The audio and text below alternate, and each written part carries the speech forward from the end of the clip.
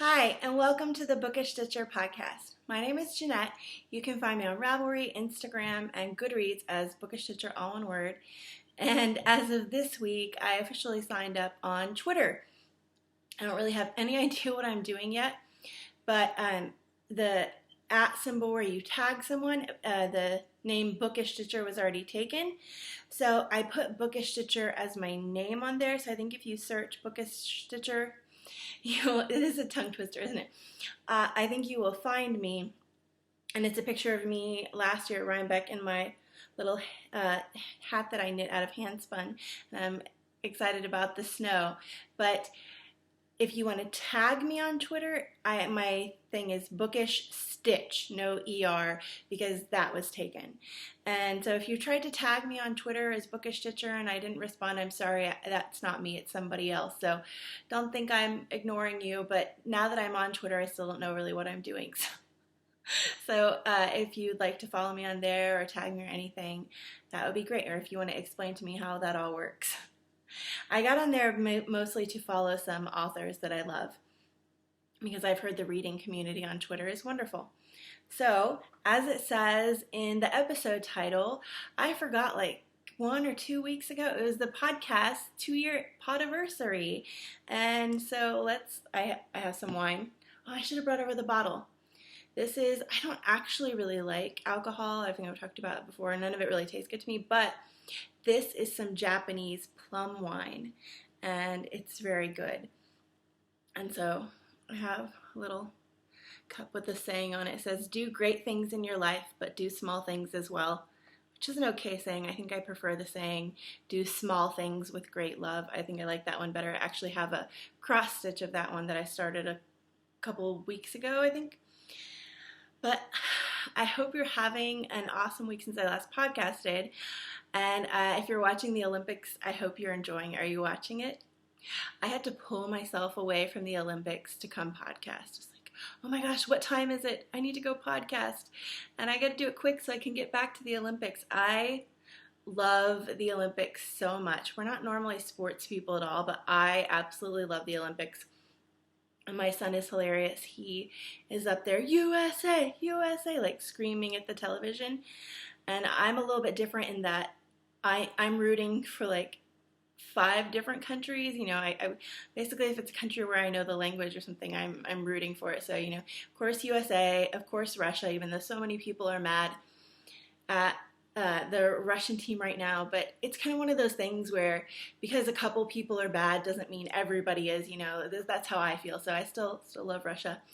And then France and, you know, of course, Canada, so many, and I really want Brazil and Japan. I really want Brazil to do well because I love seeing the team that it's their Olympics, because I just love seeing their faces and their pride for their country. It's amazing. So I don't know much Portuguese, but I do know obrigado. Obrigado? I think that's please or thank you or you're welcome. But anyways, that's a long story to tell that I love the Olympics, and I have an Olympics project here. So have a sip for the 2-year Podiversary. I swear I hadn't had any wine before at that sip. I'm just excited because Olympics time. So let's show you my finished, oh no, I forgot to grab my finished object. Okay, so I have my phone right here. I posted it on Instagram, and I think I just forgot to bring it, and once I post on Instagram is finished, it was done in my mind. So let me show you. It is my test knit that I am doing for yarn poetry, and it's something that she has coming out. It's a cowl, and it's gorgeous, and I did it out of a really pretty yarn that was gifted to me by my friend Amy, and it's green, and there is it right there. And I hearted it because I love how it turned out so much. I hope you can see it. But I will have it next week done, and not done, but like down here to show you. It's all blocked out, as you can see on that picture, and it really grew a ton in the blocking.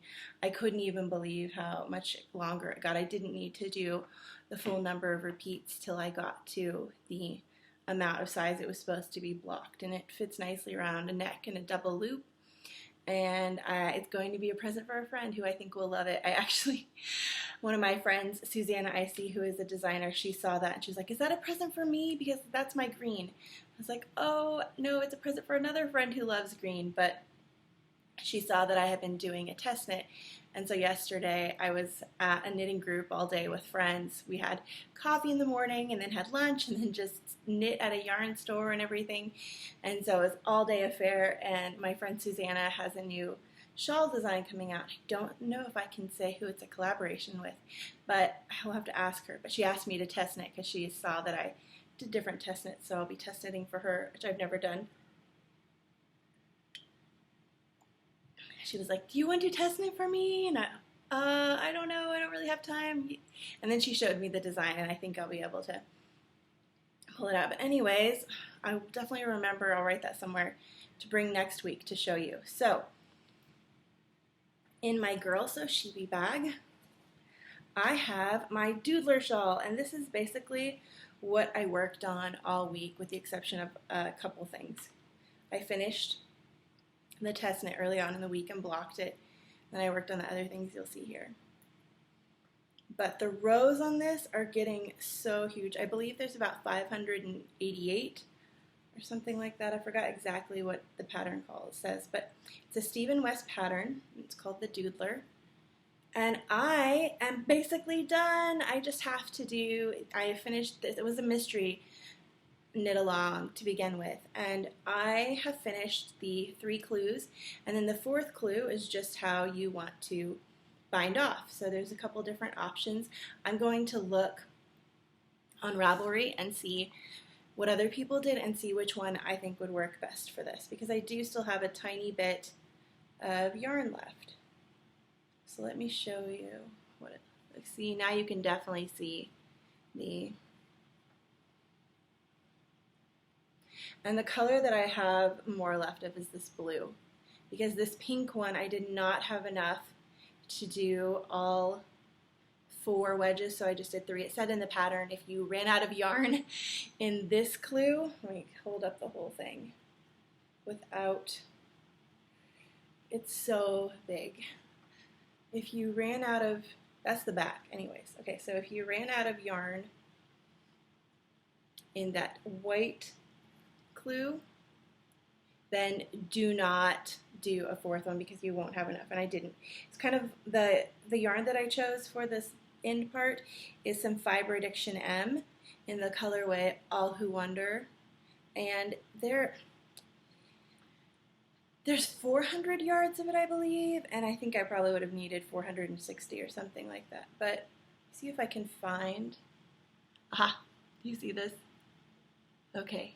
So I found this at a craft store, Joann's or something, a while ago, and it's just so cute. It's a unicorn. It was like in this little bundle of tiny charms. I think they're charms for charm bracelets, but it was on clearance because nobody was buying them, so I got it. It's a unicorn with a green bow, and that's where I was last week. So I've knit all that this week, which lengthwise from there doesn't look that much, but when you have that many stitches on the needles, it's a lot. But this will be done next week, and I'm so excited to block it out and to wear it. It's gorgeous, and it's done with also Sun Valley fibers and the Lemonade Shop I Love Cake. So that is my Doodler.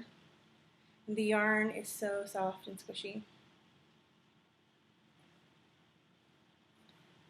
And then the next thing, what should I show next? Actually, I'm going to show my Ravellenics project next. So I'm doing, and I forgot to say this last week, but it is a competition that runs during the Olympics. And there's a group for it on Ravelry and everything. And you can join different teams. I didn't make it into a team on time. I didn't research enough. But I'm doing garment polo because I'm not quite knitting a sweater. I am knitting a poncho, and it is the Calla, C-A-L-L-A, and it is by Annie Baker. Yes, Annie Baker. And super simple, and I am just absolutely enjoying knitting it. This is some of my oldest, or I guess it was my actually oldest skein, because I'm kind of going in order from Ravelry on the bottom because I have my yarns all listed in there. But this is some Brooks Farm Solo Silk, and I got it at this festival they have in Texas called Kid and You.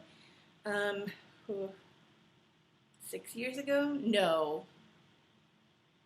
3 years ago. 2 or 3. I did have some other Brooks Farm that I got 6 years ago, but I knit that a while ago. I knit that last year when I was knitting up my 16 oldest skeins in my 15 oldest skeins in 2015. Anyways, but this is some gorgeous purple. It's very tonal and stunning, and it is a solo. It's called Solo Silk, which is a 50-50 merino and silk, and it's a single ply, which I love. And it has 400 yards per skein, so I have 800 yards. So I'm basically knitting the equivalent of a sweater. But I cast on during the opening ceremony in Rio. I wasn't in Rio, but the 2020, I believe it's 2020 Summer Games are going to be in Tokyo, and if I could get there and I could practice my Japanese with lots of people in the country and I could see the games, and it would be sugoi, it would be cool. So here's what I have so far, and I'm using some very cute Gel Bee stitch markers, a little felted ball with a sheep on it. I'm using my Carbons needles, and then there's the other ones. And so I decided to do, there are 2 different variations on this pattern you can do for the poncho. I decided a turtleneck, but I don't have a super long neck. I kind of have a shorter neck, so I shortened it a little bit. And I'm going to do the turtleneck, and then it goes from there and billows out into a poncho.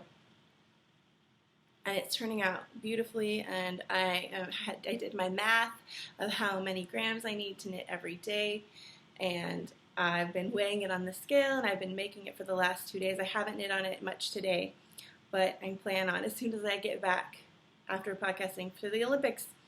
And I love to do theme reading, so I'm also reading a book that is kind of, well, it is Olympic themed, and I'll review that on the podcast maybe next week when I finish it. And by reading, I mean listening. It's an audiobook. But that is in my Fat Squirrel Fibers bag. It reminds me very much of autumn. And then, lastly, let me take another sip of my plum wine. In my Girl Cave bag. My friend, Rista1313 on Instagram. This is the first bag I ever got from you. It was at the Knitting in the Mitten retreat. She's at Stitches Midwest having an awesome time. But do you know what is in here?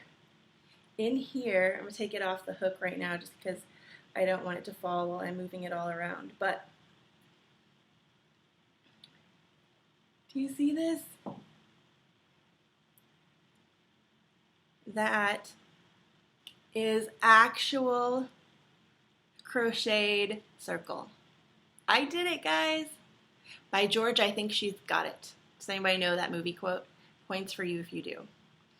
But yeah, look, it's not for an acorn. It's bigger. I don't want it to fall out, but. And I'm using the Knitter's Pride hook that my friend Kim, Yarning for a Smile, sent me, and I'm loving it. It has a black hand, but there it is.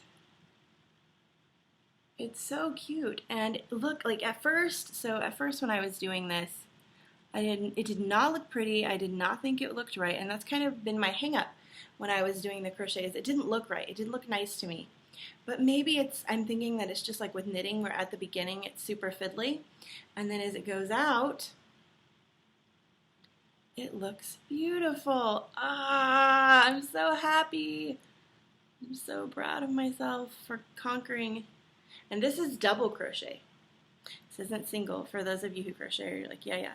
But, so when I was hanging out with my friends yesterday, or knit night, or for the knit day, the people from Austin come down and the people from San Antonio come up. We kind of meet together in the middle, so it's a wonderful day because I don't get to see my Austin friends as much as I would like. But let me put this back in the hook. But we were there, and I was telling my friend Shanita how I should have brought my crocheting because I have been having struggles with it. And she was saying, okay, well, what are you trying to do? And I told her. And she said, I can show you right now. And she had in her bag, and hers was like a little crochet hook that you use for fixing drop stitches, but it worked.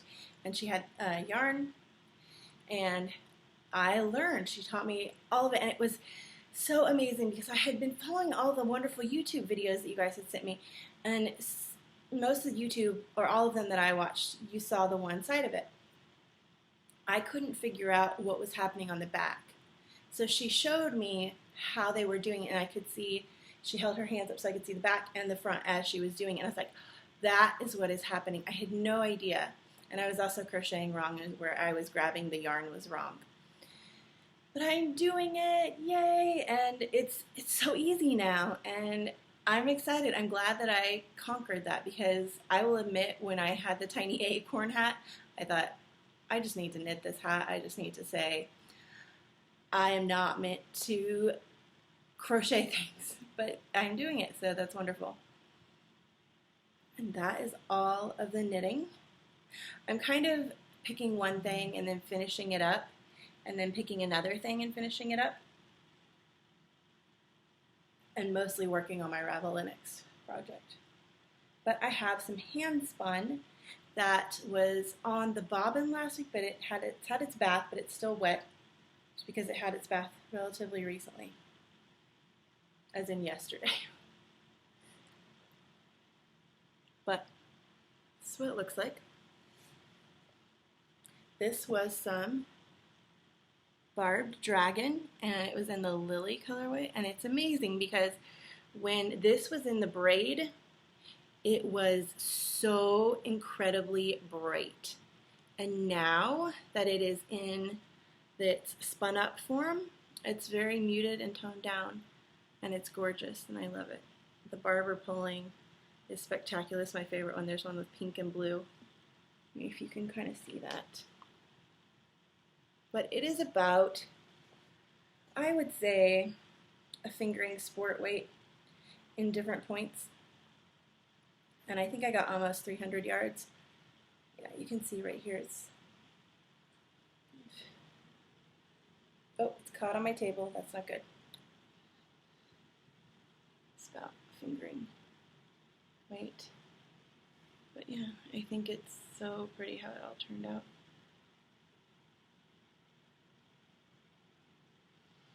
And I now have on the wheel the loop bump that I am spinning for my friend Amy for the 1,000 member prize. And I mailed off the other handspun 1,000 member prize this week as well. So that will be headed your way, Grace. And that is all for spinning. Now for group news, I actually made notes this time. Tiny little card. But I just wanted to make sure I didn't forget anything, because it happens a lot and it's easy to forget stuff. So I just wanted to make sure that I didn't forget things. So we had our drawing, and I drew for the gorgeous skein of yarn from Dove Dye Works, who's on Etsy. And she so kindly sent that along, so I want to say another big thank you. And you guys definitely go check out her shop. It's lovely, and so many gorgeous things, and so many. There are practical things to where you could use for cables, and there are just the pretty, beautiful, stunning things that you just never want to knit and you just want to look at all the time, like the giveaway one.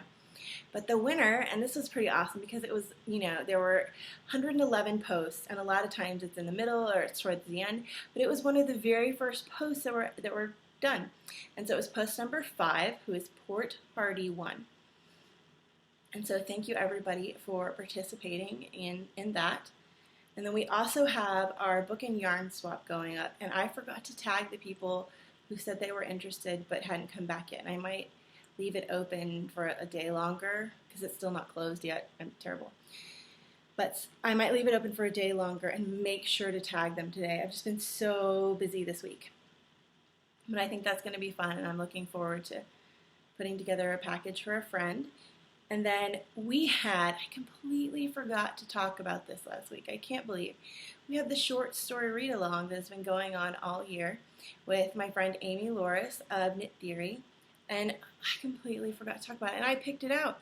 It was The Necklace by Guy de Maupassant, and it's a good story. I believe it was about 7 pages, and it very much kind of reminded me a tiny, tiny bit in some aspects of Madame Bovary, to where there's this beautiful woman who thought that she wanted to be prized and in this certain aristocracy and have people just have like a life of privilege and wealth, but she was born into a different thing. And so her husband gets her this invitation to go to a very fancy party, but she's very sad because she doesn't have anything to wear. And so she borrows stuff and gets things and goes to this party. But one of the things she borrows, and this is a spoiler alert, but it was last month's short story. One of the things she borrows is from a friend, and she loses it.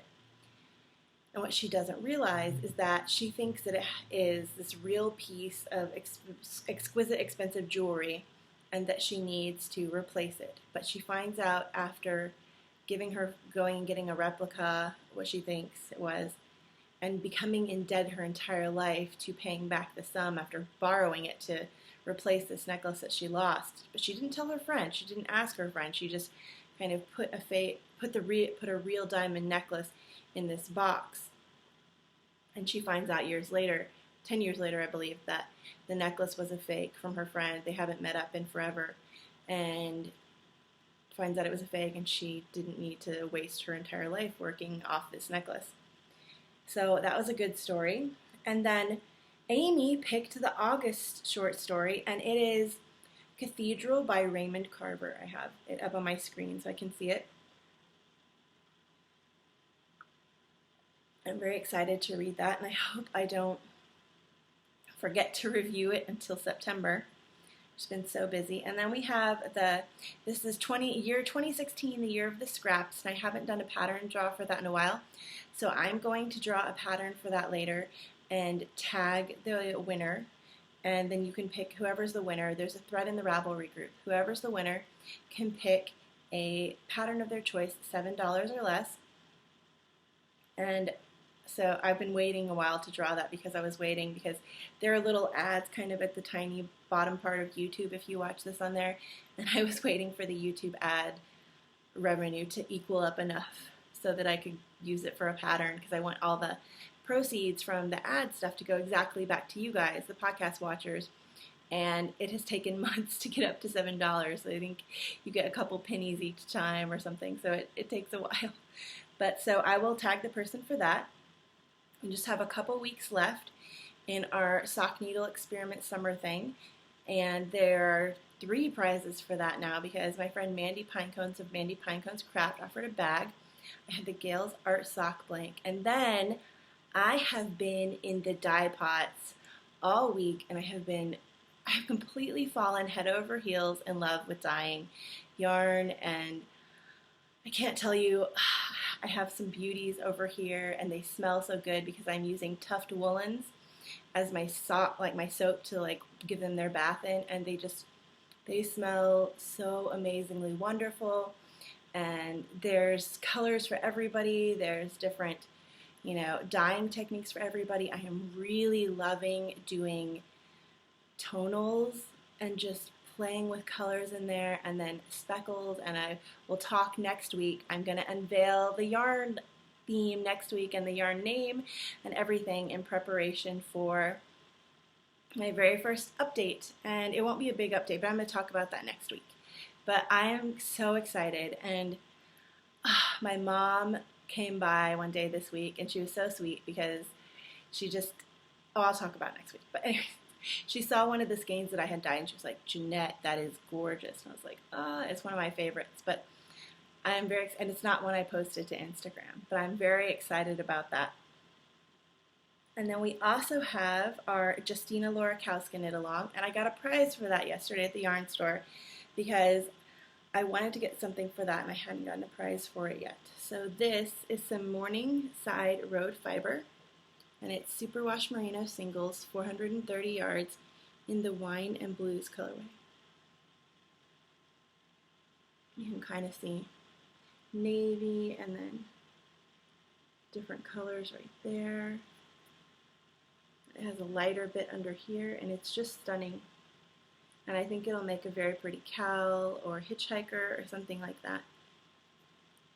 And so that is all for the group news, I believe. That's all that's written on my tiny little note.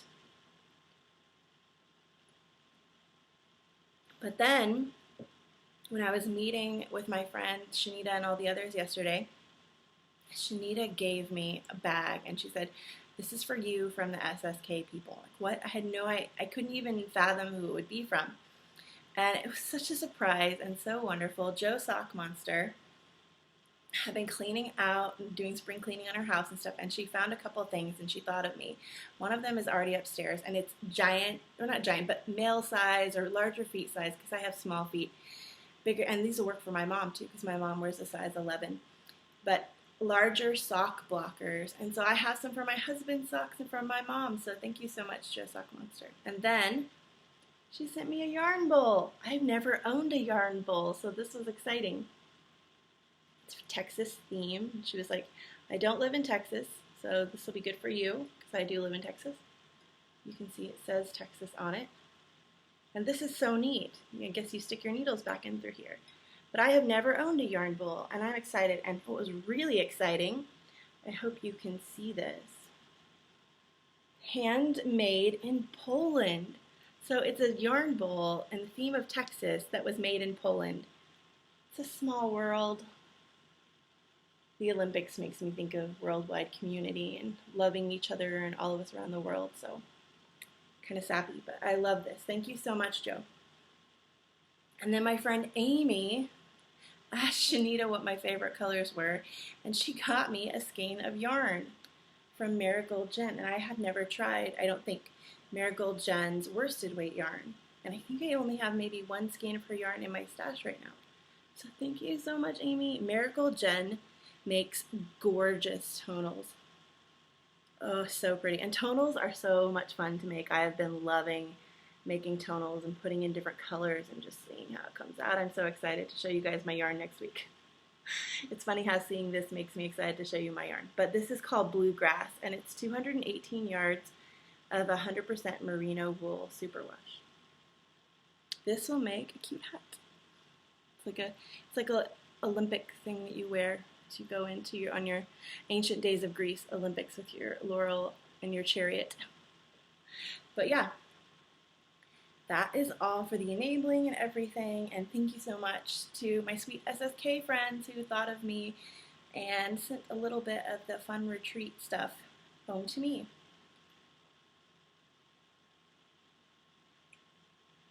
I told my husband this was going to be a short one, and I'm already failing, but time for the book this week. So I would never have read this book that I'm going to review, but I loved it. And the reason why I heard about it was because of this. Books on the Nightstand Bingo, Summer Bingo. And this is sadly a podcast that stopped recording. It was really great. It was an audio book podcast, but they're no longer recording as of earlier this year. But every summer they do Summer Book Bingo. And you have these little squares. And I've done it every year for years and years. Maybe since they started. Well, probably not. But anyways, you have these things.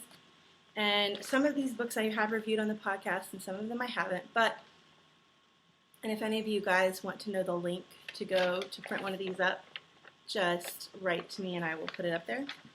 But one of my squares was by an author who endorsed the last book you loved. So this ties in to last week's book. So it's like, where would I find this? And I was looking at some of the other books that I'd loved, and I just couldn't find any. Some of them are so obscure books that they didn't have other author recommendations, and so I went and I looked. And last week's book, All the Light We Cannot See, on the back there were author recommendations, authors who had praised the book. So I went and I researched all those authors, and I found one. And so the book that I read for this, I just had it on my Kindle, but I have it looked up on the iPad, or my husband's iPad, I borrowed it, to show you. This book is by J.R. Moehringer, and it is Sutton. if you can see that, hopefully. And this book is about a man who grew up during some very hard times in the United States during the Depression, and he had a lot of things that were sad that happened to him in his childhood. Some of his brothers were not nice to him, but like really not nice. And so he always kind of was given the fuzzy end of the lollipop. And so he decides, he keeps trying to get work, and he would get something and he would work really hard at it, but then he would be let go because of the Depression. And so he decides to take up bank robbing, and he becomes so good at it, as he's known as Willie the Actor. So he likes to dress up in different costumes when he's robbing a bank. Like he'll dress up as a police officer and go in and say, hey, we heard there was something in the neighborhood. These are the ways that he finds ways to get into the bank. He'll dress up as a postal worker, all these different things. But this story is really neat in that it takes place where Willie has just gotten out of jail as a much older man. And on my Kindle version, the older parts, written from the older Willie, were written in italics, and then the other parts were written in normal script. And it flashes back and forth, and he is out of jail, and this certain magazine has paid for the full rights to his lifetime story. And so he is taking them around a tour of New York City, but through his life. So different spots in the city that had a pivotal role in his life and making him who he was. And so he gets there to the spot as the older Willie and kind of talks about it a little bit, and then it'll do a flashback and tell you the actual story of what happened there. It's brilliantly written. It's definitely a page turner, and it's definitely not something I probably would have picked up. I wouldn't call it fluffy reading. Now, last week I know I said I don't read fluffy books, but I probably should have said I'm not in that reading stage right now. I know in college I read a ton. You know how you go through different seasons in your reading where you want easier reading or you want harder reading? Right now, for the past several years, I have been in all I want to do is learn when I'm reading, and that's probably has to do with that I work from home and I have small children, so I don't get a lot of external stimulus of learning new things, and that's something I love, so I've been kind of craving it in my reading. But this book, it was wonderful. It was well written. It was definitely a page turner, and I think it would definitely appeal to a very large audience because it has all these wonderful elements in it.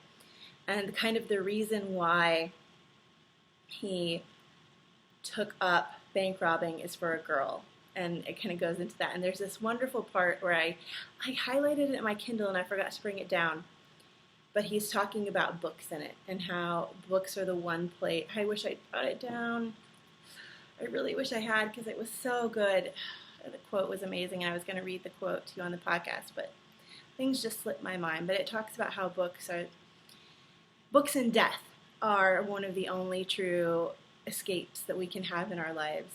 But it was much more poetic than that, the way it was written, and it was just a gorgeous and wonderful sentence. And so that is everything I have for this week. Show you the cover again. It's Sutton by J.R. Moehringer. And I would recommend it if you like books about New York City, if you like books that, since it takes place, I don't know, I would say maybe the early 19-teens through the 60s spans his life, and highly enjoyable read, and not very long, 300 and something pages. So that is everything. Not as long as last week's, but still over 30 minutes. I'll try to, next week I'll have the yarn. It'll be a little short update on knitting and then an announcement on the yarn and showing it all off to you guys and kind of talking more about that. I wanted to say a big thank you before I go to all the Patreon people who help support this podcast. And when I was mailing out prizes yesterday, a big thank you to you guys because that so much helps with everything. And I'm going to be sending out a note to all of you guys today because I want to do something special with the yarn dyeing for all the Patreon people. I don't know what people would like, free shipping or a coupon or maybe a customized colorway just for Patreon people, but I want to do something really special for you guys because it means the world to me that you like the podcast and enough to want to support it, and that when you can, either through Patreon or supporting on the blog. And just thank you so much to you guys. It's so wonderful. And that is all I have for this week. I hope you have a great week and that you get to do all the things you love. Okay, bye guys.